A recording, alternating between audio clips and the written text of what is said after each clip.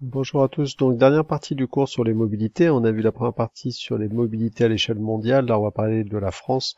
Donc, c'est évidemment sur un territoire beaucoup plus petit, hein. Je rappelle que la France, c'est 1% des terres émergées de la planète. Donc, on va s'intéresser ici à des mobilités sur un territoire plus petit et on va beaucoup parler aussi des mobilités au quotidien, à l'échelle des villes ou des campagnes, hein, les déplacements, notamment entre le domicile et le travail. Donc des mobilités plus nombreuses et plus variées en France depuis quelques décennies. Ben, c'est comme partout, mais il faut quand même pas oublier qu'effectivement, il y a encore 200 ans, les gens se déplaçaient pas ou très peu et essentiellement à pied, hein, et le plus souvent dans les villages sur des distances de quelques centaines de mètres, quelques kilomètres, tout au plus, hein. Donc on se déplace beaucoup plus partout. Il faut pas oublier cet élément qui est extrêmement important pour comprendre la suite. D'autre part, la France est un carrefour européen largement ouvert sur le monde, on y reviendra, et donc son territoire fait que les mobilités sont d'autant plus importantes. Structurées par des réseaux de transport qui sont à la fois denses et performants, ça c'est une particularité aussi du territoire français. Cependant, et ça c'est le cas aussi dans la plupart des pays, face aux enjeux économiques, sociaux et environnementaux, évidemment, la pollution et le dérèglement climatique fait qu'il faut repenser nos mobilités. L'organisation de nos mobilités, de nos déplacements, donc, doit être revue. Et la crise actuelle n'a fait que confirmer cette nécessité, euh, en gros, qu'il fallait sans doute se déplacer moins, en tout cas différemment. La problématique est donc la suivante. Faudra-t-il, dans les années à venir, se déplacer moins loin, moins souvent, voire moins vite, et de façon moins polluante pour pouvoir sauvegarder notre avenir? Alors, deux images en complément de cette introduction. Tout d'abord, ce nouveau magazine, hein, cette nouvelle revue plutôt qui vient de sortir, qui s'appelle Dardar, et qui est une revue donc sur la transition écologique. Alors pourquoi est-ce que j'ai choisi effectivement cette revue? D'abord parce que je trouvais la couverture réussie, et d'autre part parce que c'est un tout nouveau magazine qui ne parle que de la transition écologique. Et évidemment, devinez sur quoi est le premier numéro, quel est le thème principal, le dossier principal? Ben, c'est justement la question des mobilités, avec justement cette question en dessous qui est proche de notre problématique, se déplacer sans carbone ou moins se déplacer. Donc c'est le double enjeu, ce qu'il va falloir de toute façon se moins se déplacer ou au minimum se déplacer mais de façon moins polluante. Et donc c'est intéressant de voir que le premier dossier de ce premier numéro sur la transition écologique parle des mobilités. Et enfin une deuxième illustration sur les mobilités dans les villes avec presque au premier plan, au centre, en tout cas, tous ces panneaux d'indication et qui rappellent effectivement ces différents modes de transport ici, le vélo, les bus notamment ici. Donc vous avez la voiture, vous avez le vélo, vous avez les transports en commun avec les bus, vous avez la marche à pied. Donc sur une image déjà très petite, on a déjà différents modes de transport. On devine même un scooter ici, et il y en a évidemment plein d'autres qu'on verra lors du cours. Donc cette première partie, ça va être sur les mobilités à l'échelle du territoire français. Après, on s'intéressera plutôt aux mobilités à l'échelle des villes et surtout des grandes métropoles. Et tout d'abord, l'organisation des réseaux de transport en France. Donc là, on va essentiellement travailler sur une carte sur les réseaux de transport en France. Alors voilà donc la carte sur laquelle on va travailler durant ces prochaines minutes. Donc je vous laisse la regarder attentivement. N'hésitez pas à mettre sur pause pour bien l'observer. Et donc la première question qu'on va se poser, c'est en quoi le territoire français est particulièrement ouvert sur le reste du monde.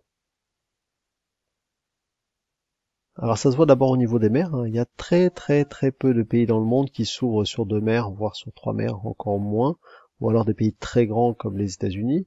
Mais vous voyez ici qu'on a une ouverture sur la mer Méditerranée, comme l'Espagne aussi, une ouverture sur l'Atlantique, comme l'Espagne aussi, mais une autre sur la Manche, et surtout ici, même si c'est sur une petite partie du territoire, sur la mer du Nord. Alors la Manche en tant que telle n'est pas une mer, donc on a trois grandes mers ici, enfin deux mers et un océan exactement, la mer du Nord, l'océan Atlantique et la mer Méditerranée. Donc déjà rien que pour ça, effectivement, la France a une situation assez exceptionnelle, et donc c'est un point extrêmement important. Autre point, effectivement, la France est ouverte sur de nombreux pays d'Europe et vraiment bien à une position très centrale au niveau de l'Europe. L'Espagne, le Royaume-Uni ici, la Belgique, le Luxembourg, l'Allemagne, la Suisse, l'Italie, donc ça en fait effectivement l'un des pays qui a le plus de frontières avec les autres pays d'Europe. Et puis enfin, une ouverture qui est liée à ces territoires, hein, les territoires de Mayotte et de la Réunion dans l'océan Indien, la Guadeloupe, la Martinique. Et donc évidemment, en plus de ça, l'ouverture sur le monde de la France se fait à travers ces territoires d'outre-mer, Mayotte et la Réunion, au large de l'Afrique, donc sur l'océan Indien, la Guadeloupe, la Martinique, sur les Antilles, la Guyane, sur l'Amérique du Sud notamment, plus Saint-Pierre et Miquelon, hein, plus beaucoup d'autres. Donc effectivement, la France est quand même un territoire très ouvert et donc sur lequel effectivement beaucoup de marchandises, de populations venues d'Europe du Nord, venues d'Europe de l'Est, venues d'Europe méditerranéenne se croisent donc sur le territoire français. Deuxième point aussi, la taille, la forme du territoire français favorise plutôt un réseau de transport assez équilibré. On le voit ici, le territoire français en gros c'est 1000 km à peu près du nord au sud et 1000 km d'est en ouest. Et donc effectivement ça en fait un territoire assez compact qui s'inscrit donc dans un hexagone, qui pourrait s'inscrire aussi dans un cercle, c'est-à-dire qu'effectivement il est à peu près aussi long que large, pour dire les choses simplement, ce qui est très différent d'autres pays comme l'Italie, voire comme le Chili, qui sont tout en longueur, et ce qui peut poser des problèmes effectivement de transport. En fait, d'à peu près n'importe où, on voit ici l'exemple de Saint-Étienne qui est quand même assez centrale, et même quand on est à Saint-Étienne, on n'est jamais à plus de 500 km quasiment de la plupart des autres grandes villes, et on est rarement à plus de 500 km de la mer où qu'on se situe. Le plus loin, ça va être à Strasbourg, ici, on est un peu plus de 550 km ici de la mer. Donc on a un territoire effectivement qui a une forme assez compacte, ce qui est plutôt pratique pour les transports. Autre point, ce qui concerne le relief, donc le relief de la France, on le sait, est assez varié. On voit quand même qu'il y a quand même deux France, une France ici qui est une France des altitudes assez hautes, les Pyrénées, le Massif central, les Alpes, le Jura, les Vosges, et une France des grandes plaines, le grand bassin aquitain en gros et le grand bassin parisien, donc toute la façade ouest du territoire est beaucoup plus accessible. Mais globalement, effectivement, on s'aperçoit que les lieux de passage se trouvent le long des grands axes des fleuves et qu'on en trouve bien répartis sur le territoire, et que évidemment là où c'est le plus compliqué de circuler, c'est dans cette zone-là, mais que vous avez cet axe majeur qui est la vallée du Rhône, avec du coup effectivement, on y reviendra, des embouteillages importants et des encombrements importants. Donc pour parler de transport, faut toujours avoir en tête quand même que ce massif central est pas si facile que ça à traverser, et que pour les Alpes aussi, il y a quelques grandes vallées qui traversent les Alpes, donc qui permettent une circulation, mais ça reste un obstacle important. Donc un territoire, on l'a dit, qui a une forme assez compacte, un territoire sur lequel le relief peut être un obstacle, mais qui globalement permet quand même une circulation assez bonne sur quasiment tout le territoire. Et dernier point, un réseau urbain qui est plutôt équilibré, avec des grandes villes, effectivement, qu'on retrouve ici, Paris, Lille, Rennes et Nantes, Bordeaux, Toulouse, Montpellier, Marseille, etc. Et donc on voit aussi que là, en termes de circulation, le fait que les villes ne soient pas toutes concentrées au même endroit, comme ça peut être le cas dans d'autres territoires, simplifie la circulation aussi des personnes. Alors, autre point important à observer, la hiérarchie entre les axes. On voit effectivement ici les grands axes routiers importants, donc qui sont en rouge, donc on voit qu'il y en a un peu partout sur le territoire, mais évidemment l'axe qui structure vraiment le territoire, en tout cas sur lequel justement le trafic est le plus important, c'est l'axe qu'on appelle PLM, qu'on peut aussi prolonger depuis Lille, PLM, donc Paris-Lyon-Marseille. Maintenant, effectivement, on peut dire que c'est même l'axe Lille, Paris-Lyon-Marseille, avec aussi celui-là.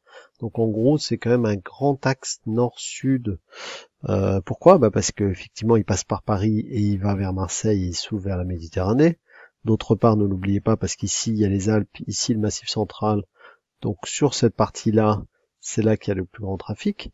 Alors déjà, pourquoi est-ce qu'effectivement c'est l'axe majeur ? C'est quand même là qu'on trouve les 4 villes les plus importantes de France, Paris, Lyon, Marseille et Lille.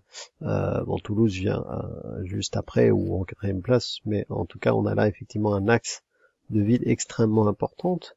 D'autre part, on est en lien effectivement, vous voyez ici, avec d'autres pays extrêmement dynamiques, le Royaume-Uni, les Pays-Bas, la Belgique, le Luxembourg, l'Allemagne, la Suisse, l'Italie du Nord qui est aussi très riche.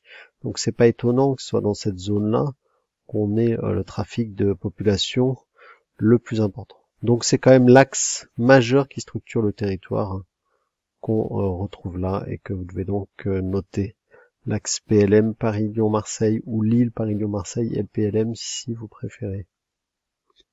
Donc si on revient sur le cours que vous remplissez au fur et à mesure qu'on observe la carte, donc c'est un territoire largement ouvert sur le monde, on l'a vu, hein, des frontières, l'ouverture sur 3 mers, etc. Un territoire qui favorise la mise en place d'un réseau performant, une forme de territoire assez compacte, la taille d'un territoire pas trop grand et assez équilibré, hein, à peu près à la même distance nord-sud et est-ouest, un relief qui permet aussi une circulation relativement facile, un réseau urbain, là encore, assez bien organisé sur le territoire, un axe majeur, donc on vient de le voir, un réseau en étoile autour de Paris, hein, mais qui se rééquilibre, donc là aussi hein, c'est un grand classique, on va y revenir de 2 secondes. Donc on voit qu'effectivement la plupart, enfin, toutes les grandes autoroutes sont d'abord de partie de Paris pour aller vers l'ouest, pour aller vers le nord, pour aller vers l'est, pour aller vers le sud-est, ici la fameuse autoroute A6, pour aller vers le sud-ouest avec Bordeaux ici, ou Toulouse là. Après, la nouveauté, c'est que depuis une trentaine d'années, on a favorisé quand même ces liaisons est-ouest, comme l'autoroute ici Bordeaux-Lyon, qui ne passe pas par Paris, mais ça reste effectivement relativement récent.